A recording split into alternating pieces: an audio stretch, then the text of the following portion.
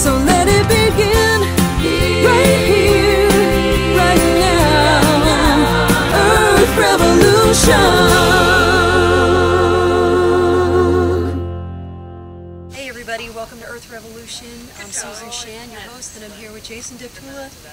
Hey Jason, we're here at the Garage Mahal at the farm in Summertown, and we're going to be converting this Mercedes to, we're actually adding a separate fuel system so that it can run on pure vegetable oil, and Jason's going to be showing us how to do that in just a few minutes, so we'll be back.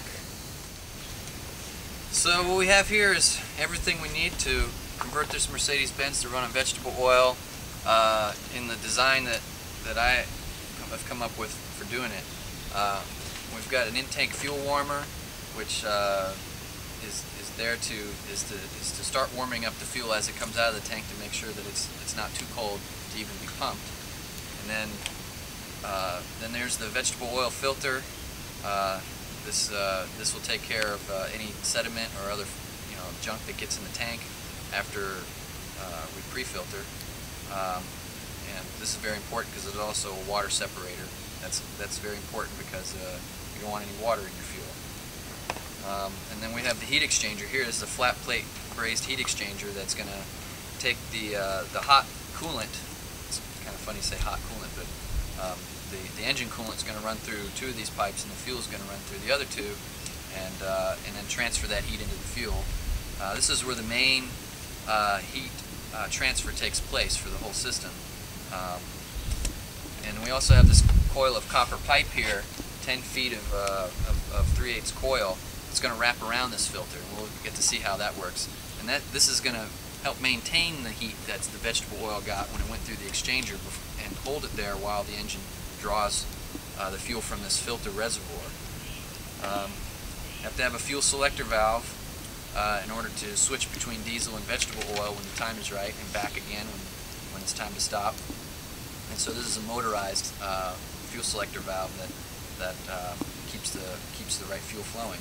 And then we've got a three-way brass valve to determine which way the return fuel goes, either back to the diesel tank or right back into the supply side. And that's the secret of having two tanks on a return fuel system. So this is from the boat store. And then we've got half-inch heater hose for this car. We've got about 20 feet of it to go back and forth again. And we've got 3/8 5-ton fuel line to take the vegetable oil from the tank in the trunk all the way to the front.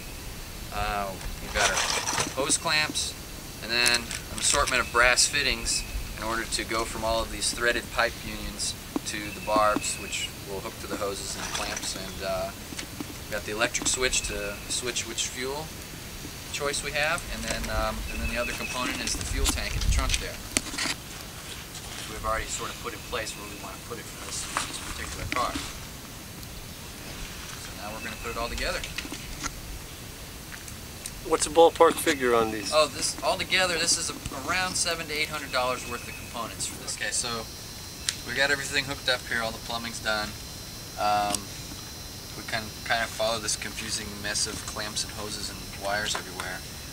Basically, we got this. This is the original diesel fuel line. I mean, we replaced it, but this is where the diesel line comes in from the fuel tank. And this is the selector valve that we showed earlier. It chooses, and so this is the line that leads to the engine. And this is the line from the vegetable oil that actually starts here. This comes from the vegetable oil tank, and it goes into our heat exchanger and comes back out, goes into our filter, comes back out, and goes to the selector valve. And if we're running on vegetable oil, it would continue, feeds to the engine. The fuel that is not being used from the engine comes back out through here and hits our three-way valve, which right now is choosing to return the fuel right back into the supply line. This is the supply line to the engine. And then if we turned it this way, then the fuel would then go back to the diesel tank. That's to purge any air. Our coolant lines, we tapped off of the cylinder head here. That this hose goes into the cabin heater. We put a T-fitting and a little adapter, and that sends the hot water first to our coil that goes around our heater, around our filter, to keep the oil hot that's in there. And then after that it comes out, goes into our heat exchanger in the top, comes out the bottom, and then heads under the car. And then it goes to the tank in the back and goes through the fuel pickup, and then comes back, and then there's another hose that we've got connected in the corner over there, that little T-fitting right there. And that completes the circuit for the water, and that shows everything for the fuel. When you look at the tank in the back, we got everything hooked up here. It's real nice and neat. Hot water coming from the front of the car, goes through our little heated pickup, comes back out, heads back towards the engine. And then this is our fuel line that comes out of the fuel tank here and heads to the front. So that's it for there. And then we have one little switch on the dashboard, and that was the only thing we changed up front. So here's our switch we added. Looks like it's always been there. Flip it this way for vegetable oil. We flip it that way for diesel. So we'll leave it right there and we flip it in the middle, and that just rests in the center there. So that's it. That's the kit. Let's see if it works. Let's go for a ride.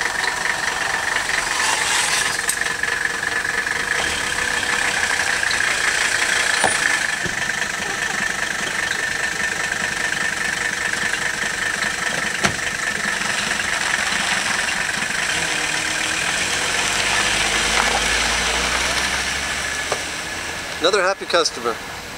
Mercedes running on vegetable oil, and it actually runs smoother than it did on diesel fuel. It's amazing. More powerful. In fact, we ran into one problem, the tire. Other than that, the car is running beautifully. It's exciting.